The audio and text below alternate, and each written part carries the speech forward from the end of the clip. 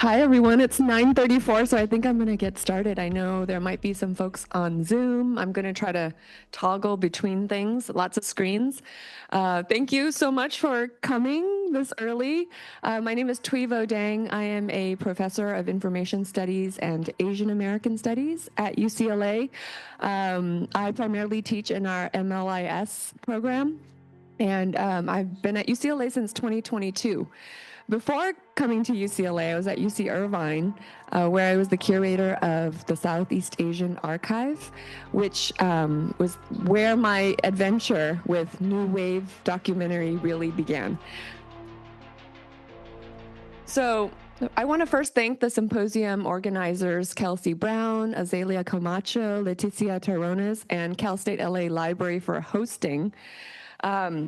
Typically, when I start a class, a public presentation, I like to do a dedication of learning, and that's just honoring the folks who enable us to be in community with each other in a space of learning, and it can be anybody. I was explaining, like, it can be the person who made your coffee, or it can be an ancestor. So I'm going to dedicate my learning this morning to my older siblings. I'm one of 9 kids, so lots of siblings, but my older ones in particular, from whom I learned about Vietnamese New Wave in the 80s. So my talk sounds like Kinship. Let's see, I'm going to advance my slides from here. From here. Here we go. Sounds like Kinship, New Wave, and community archiving asks us to consider the following questions. What does an underground music movement among refugee and immigrant youth have to do with the preservation of diaspora history decades later? And also, what sounds are legitimized in diaspora communities and what sounds are disavowed? So kind of keep those 2 questions on the back burner as I share with you some reflections. So this talk is really a reflection on the work of archiving the sounds and subculture of the Vietnamese diaspora through the documentary film New Wave and book by the same name. I didn't bring my book as a prop, but did anybody go to the New Wave screening last night? Woo, great. Those who didn't, though, I'm going to share just a minute and a half trailer so we all know what it is that I'm talking about. Ooh. Turn the volume up. When I left Vietnam and came to California, it was the beginning of the 80s. All those Vietnamese refugees, can they become American? When I came here, I saw white singer, black, all kinds. But I didn't really see any Vietnamese singers. We were trying to find something that we can cling on to and say, this is who we are. New wave music. This is the music of the future. The American public never listened to this stuff. We push ourselves to become completely different. As a kid back in the 80s, I was raised on New Wave. I watched how this music saved a lost generation.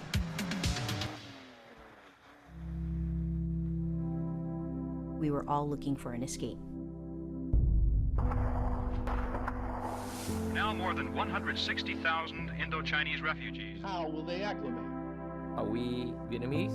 Are we American? This New Wave group is my second family.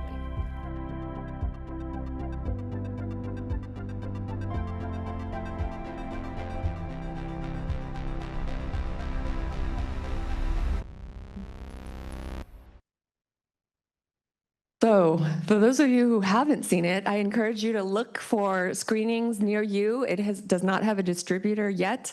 That's something that filmmaker Elizabeth I and her team are working on. So when Elizabeth I approached me some 5 or 6 years ago, when I was still the curator of the UCI Library Southeast Asian Archive, she had the idea of making a film about new wave music and what it means for the Vietnamese diaspora community in those early years of struggling to rebuild new lives in the aftermath of war and displacement from a homeland that has literally been wiped off the map. So in our conversations, we often talked about how joyful and how rebellious and how nearly forgotten this music and fashion and all of the connected experiences are for our community as we approached this half-century milestone. So in 2025 marks 50 years of the end of the Vietnam-American War, right? So you might have seen a lot of commemorative events. Of course, New Wave documentary has a 50 for 50 campaign that they've surpassed already. So I serve the project as a humanities advisor to the film, and I'm one of the contributors to this book, New Wave, Rebellion and Reinvention in the Vietnamese Diaspora. I contributed some photographs and some writing. So through these roles, I've been a close witness to Elizabeth's journey in telling the story through the two formats, through film and text, as well as through the space of the highly popular Instagram account, which has over 14,000 followers. The film resists dominant discourses about the Vietnamese diaspora, refusing to center or amplify the Vietnam War, the military men, the Little Saigon founders, the elected officials, or the intellectuals. Instead, what it also doesn't do is it does not lean into sensationalistic representations of gangsters or victims to get the views. What it does is instead it shows Vietnamese people as complex, flawed, funny, beautiful, insecure, sad, searching, and entirely human. One of the most important aspects of this work that is ongoing is how Elizabeth and her team enacted a creative community archiving strategy that leans into women of color feminist practices. Crowdsourcing materials from the community through social media was a necessary method for Elizabeth because few institutional archives held the types of materials she was looking for to make this film. Some of the reasons for this are because of the marginalized history of refugees from Southeast Asia more generally, but also because the countercultural elements of this underground scene that really centered youth, right, means that much of its artifacts aren't carefully documented and preserved. But thankfully, the 1980s, it's not that long ago.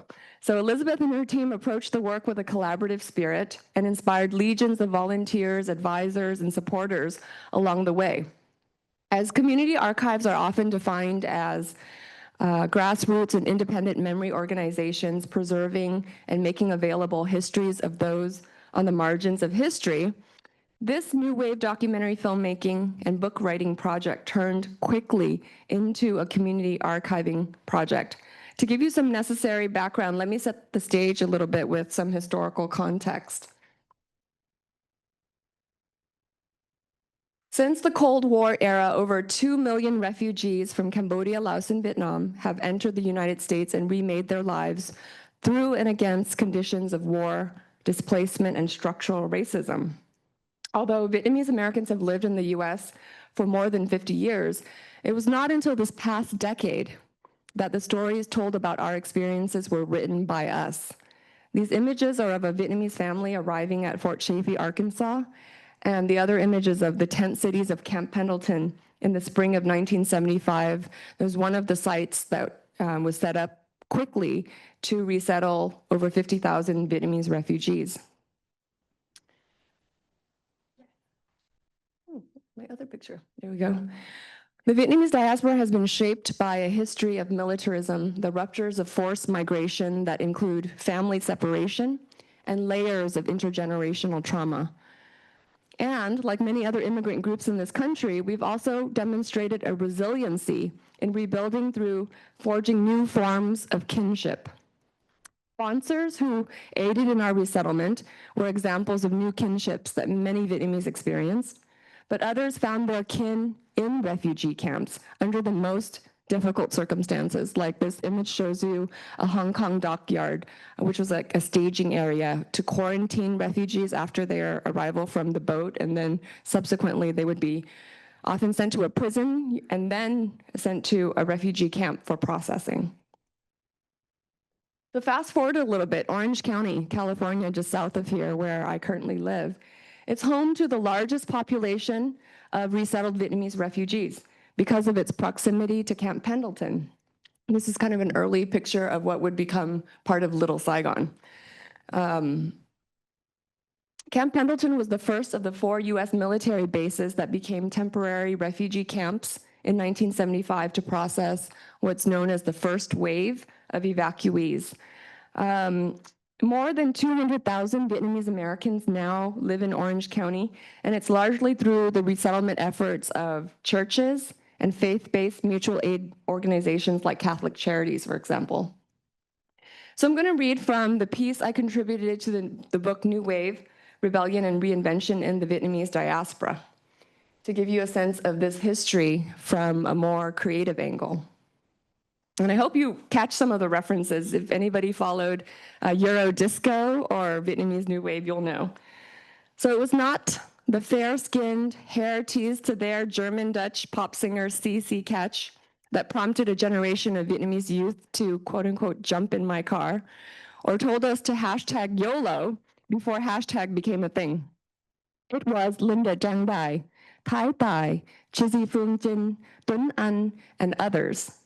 Yet, all the same, CC's catchy songs served as anthem for a generation of Vietnamese Americans in an era when we needed this reminder.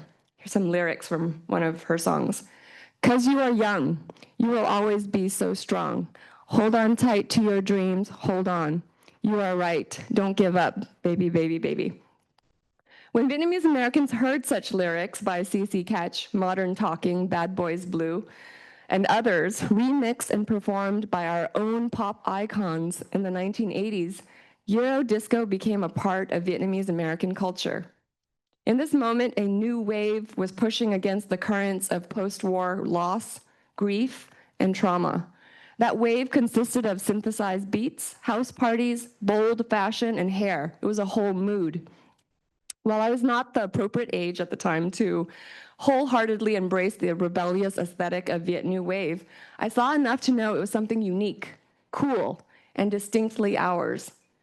As a refugee kid with plenty of older siblings, I lived vicariously through their experiences and simultaneously soaked in the beats that blasted from their souped-up car stereo systems.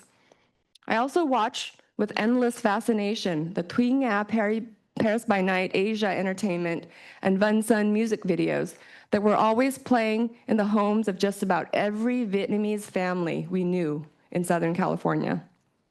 The soundtrack of Vietnamese America in the 70s through the 90s is surely a motley mix of Tân Nhạc, or contemporary music, and Viet New Wave.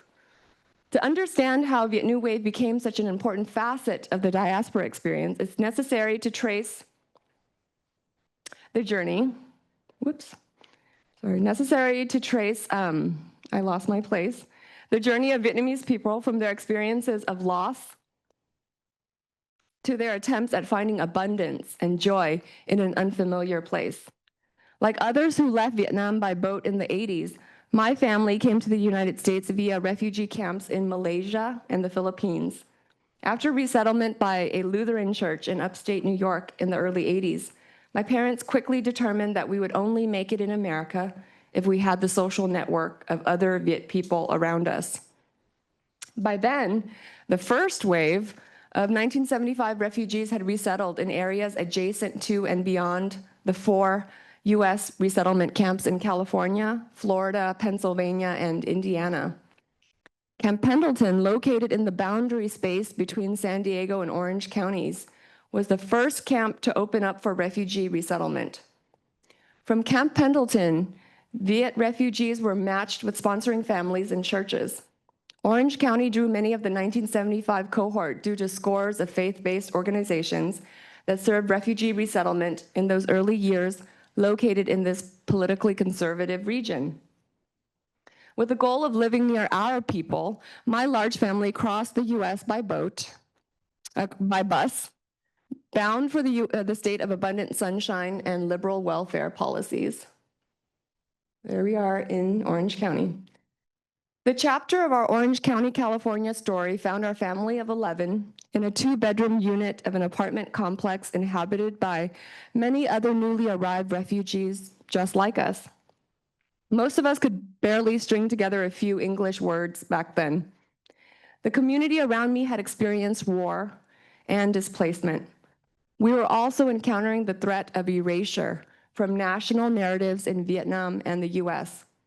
The North claimed to liberate the South and reunify the country, so those who chose to flee the new regime were considered traitors, and their perspectives were disappeared from nationalist retellings of the past.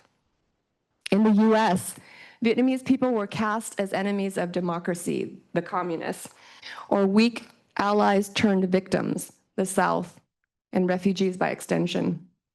Our stories were distorted to suit a different national reckoning with the American defeat in Vietnam. Many of our elders coped with the loss of home and all that was familiar by working too much, drinking too much, taking their anger out on their kids, and often placing tremendous guilt and pressure on us to honor their sacrifices. Refugee kids did not have it easy at home. This context isn't meant to blame first-generation Vietnamese Americans for what transpired after the war. Shaped by the historical fault lines of a divided country and the hurts that haven't healed, we were all just doing the best we could do. There was a certain scrappiness about all the adults around me who figured out how to sidestep the limits of the scant public assistance they receive by pooling together resources, forming Thuy, which means informal rotating credit associations, to help each other buy cars, homes, and start up businesses. It was this first-generation scrappiness that Little Saigon in OC was built up in the span of a decade and serves as the unofficial capital of the Vietnamese diaspora. Little Saigon became a hub for Viet language news media and entertainment, restaurants, groceries, services, and more. The 80s and 90s were a challenging time for youth in the diaspora. On the streets and in school, many young Vietnamese faced discrimination and a general lack of understanding and support. Some of us responded to the harshness of American society's demand for linguistic and social assimilation by trying to do exactly that. We abided by our elders' admonitions to work hard, learn English quickly, keep our heads down, excel in school so we can uplift our families. Some sought belonging and safety by joining or forming gangs, empowering themselves as their social world was precarious and inhospitable. While trying to find our place in America, some of us experienced immense loss, such as the loss of language, or tragically, the loss of our loved ones, separated by the vastness of the Pacific Ocean and enforced by US post-war embargoes and sanctions on Vietnam. Vietnamese youth who were unaccompanied when resettled in America, and even those with families, continue to struggle with suturing the pieces of our fragmented lives. This is a photo of kids learning English from aid workers at Fort Chaffee. The siren call of new wave music and culture was just the balm our souls needed at this tumultuous moment in Vietnamese American history. Set adrift in a new land and having experienced great loss, a generation of us found an outlet for expression, a means of coming together in celebration and perhaps rebellion against the unfairness of it all. Viet New Wave was born out of a moment that may never be replicated again in the story of the Vietnamese diaspora, but its sounds and significance remain for future generations to remix and retell. So you can read more short essays like mine in the book, or enjoy the wonderful collection of photographs that capture this important underground music scene that has become a largely disavowed aspect of Vietnamese diaspora culture. As the new wave generation aged, music production companies that catered to the Vietnamese diaspora also shifted their focus away from new wave, and then later, this music was largely disregarded as frivolous in the collective memory of Vietnamese music and creative community. I suggest that Viet New Wave music, fashion, and culture enabled a form of imagined kinship in the years after surviving war and displacement for refugee youth. Its significance as a sound from the 1980s underground is clear from what I've shared for my community in particular, but what the movement to archive this history in recent years might teach us, as well, is the unexpected forms of kinship we might fashion from the rediscovery of an underground sound. Decades later, when Elizabeth began her journey and pulled together a mostly female group of creatives and memory workers to assist her in making the film and completing the book, the project became larger than creating art. It was also about preserving the history of this community with both physical and digital artifacts. She collected cassettes and videotapes, CDs, posters, photographs, and stories attached to these items and their owners. In the course of this work, the creation of a community archive of Viet New Wave, another form of kinship, emerged, this time between the storytellers and memory workers of the Vietnamese diaspora. At each public event I've attended or followed through the very active New Wave Instagram account, the moments of recognition, what my colleague Michelle Caswell has called representational belonging, in a community archives context, it becomes possible. I also see glimpses of the repair work that is so necessary when we are speaking of the generations torn apart by war. When I say repair, I don't mean that building a community archive of New Wave for the Vietnamese diaspora might repair the tremendous and tragic harms we've experienced through war and displacement, but we may repair some of the troubling narrative silences around that era of toil and struggle. We can write joy back into the story. We can imagine rebellious youngsters with big feathered hair held up by Aquanet expressing their desire for a world where dancing to synth beats can make things momentarily better. And in the collaborative work of preserving the often disavowed sounds of this era, we, the memory workers, may activate these living archives as a means and method of forging new forms of belonging and kinship. And that's all I had. I wanted to open it up for conversation, especially with those folks who got to see the film last night. Thank you. My contact information and 2 books that I've co-authored in the last decade. Do you have questions, comments? I tried to stick to the assignment and be timely. Then, thank you so much for being our keynote and kind of introducing us. I don't know where I'm supposed to be. Looking around for Kelsey. Yeah. Oh, okay. Put the volume down on that. Okay. Maybe that helps. Yeah. Perfect. I just wanted to ask about so like in the actual work of collecting the archive and also writing about it and doing how you said the memory keeping, memory perpetuity work. How do you kind of, I guess, like deal with the just like all of the personal kind of emotions and also like your own personal history? How do you deal with that in sort of this what can maybe sometimes seem like a abstract or academic project? Yeah. Oh, this project was anything but abstract or academic. And I feel like in my prior role as curator of the Southeast Asian Archive, being the steward of histories that reflect my own, the work has always been very personal to me.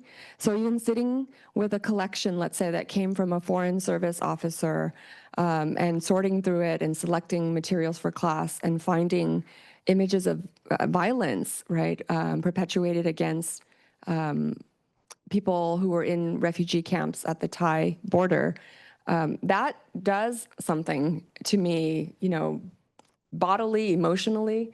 And so for years, I've been very aware of the emotional toll of doing community archives work. So in this project, though, I feel like the emotions are all over the place, right? It ranges from, you know, joyful tears, tears of recognition, like I mentioned, tears of, you know, finding your people, right, among a crowd of strangers. This happens a lot with film screenings and with house parties and other events related to getting the New Wave documentary out there. And it certainly happens when you're pulling up these materials that you think have been lost, because often people discarded these things, right? They're seen as really frivolous, like I mentioned. So I think taking all of that as part of the work that we do as memory workers, making that more visible is part of how I try to teach doing archival work at UCLA and in the community, right? That it's not an objective endeavor, that it's not about, some of the work, there's a lot of technical skills involved, right? And the technical skills building is quite necessary for our students in our program. But a lot of it really is driven by a commitment to amplifying the most vulnerable voices in history. And within our community, even within new wave music, the music scene, right? There are a lot of folks who have like changed courses, and they're like very upstanding engineers and dentists and whatever. And they were total like, flock of seagulls hair back in the day. Just part of the work is actually legitimizing that those experiences are important in community history, right? So having someone like me, I have to say, with having a PhD or being a professor and talking about it in the community spaces, saying, no, those are parts of us that we need to celebrate and recognize and bring in, and rather than try to kind of hide or, I think it's all part of the work, right? There's not any, it's kind of all over scattered answer to your question. Yeah. Other questions? I imagine as immigrants, like you said, a lot of maybe the older generation, your parents or your grandparents. When you say that it's frivolous, I imagine that immigrants are very practical, and they don't think of things like let's save this for posterity. Okay, let's save this for posterity.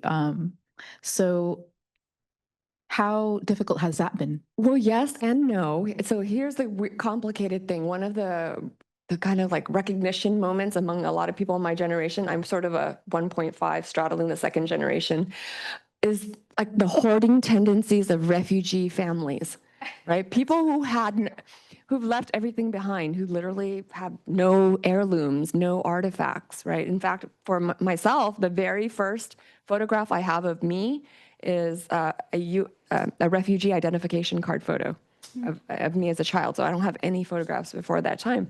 So if you think about that kind of grasping for, the materiality as a sense of belonging and to kind of ground your identity in things, right? A lot of people in my parents' generation hoard things, like the hoarding of plastic, forks and spoons, and rewashing of the tofu containers, right? And having like 10 other uses for them. Like that, so that hoarding tendency is very utilitarian though, and practical, right? It doesn't necessarily extend to the sentimental. And so the things that people aren't really identifying, these are objects that might someday hold research value or a significant kind of affective value in locating where we were in this particular moment in time. So yeah, sadly, a lot of the things have been discarded by children of refugee families. It's the next generation, right, who are in that role of caring for both their parents and their parents' objects, right, that often do. So I do a lot of work in telling people, before you do, really talk to them, like try to build a talk story culture around their artifacts. I'm an oral historian, so part of what we did this week in my class was object-based storytelling, right, where you could bring a water bottle that might not mean anything to anyone else, but if it has particular sentimental value to you, you could spin whole stories around it, right? Whole worlds are built around these objects.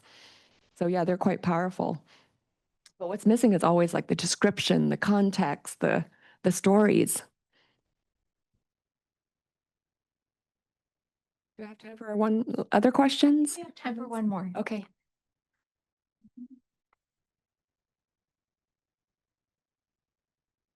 Hello. Oh, thank you so much for your amazing keynote. My name is Nestor. I work as a project archivist for an oral history based archive, but I really love the New Wave project. And I think kind of dovetailing off of the last question and what you were talking about, like, I think you mentioned like experiencing loss, our communities experience loss and attempt to find abundance. And I thought that was really beautiful. And something that like I'm curious to learn more about is, you know, especially when thinking about how objects resurface memories. The project that I'm working on is like is trying to tie in multiple generations, and I know that New Wave is doing that as well. So I wonder, like, how do memory in the act of doing and engaging in memory work with communities and generations who have faced a lot of trauma and a lot of violence, like what have you found to be really fruitful in like engaging like younger with older generations, especially when you know their lived experiences and context is different, but things are passed down as well. But I'm just curious if you've in your work that you've done over the years, how you've straddled that, I guess.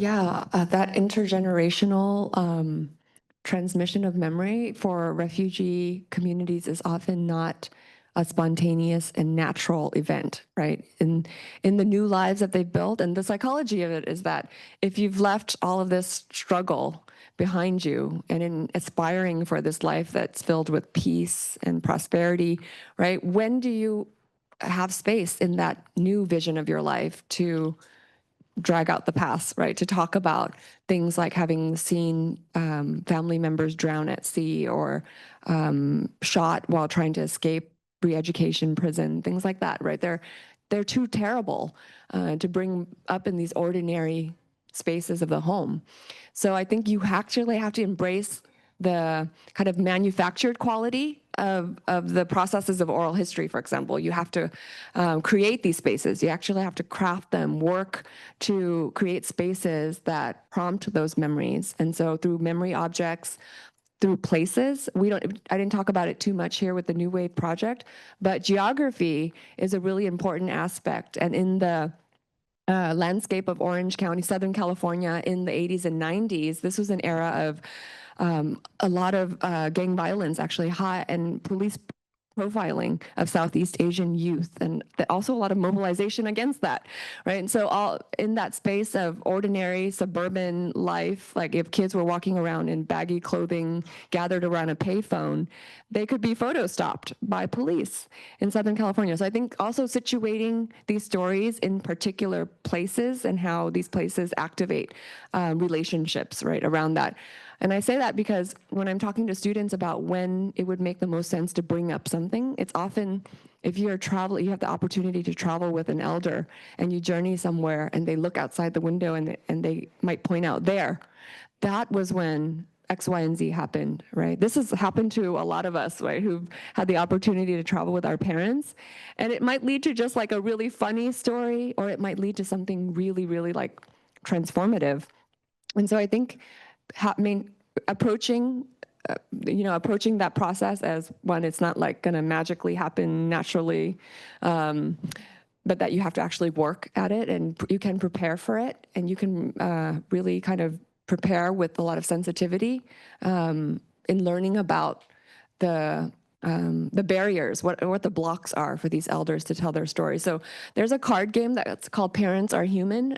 Have folks seen that? It's really cool. It's translated to all these different languages. There's Korean, there's Vietnamese. I have a Vietnamese deck at home, and one side is English, one side's Vietnamese, and it just asks these really kind of nice open-ended questions that you can read to your parents at dinner or something, right? And so gamify it, right? There are lots of different strategies. I think it really depends on what the kind of interpersonal connections are between the folks that you're working with. But thank you for that question. And thank you again for inviting me. Yes, thank you so much, Professor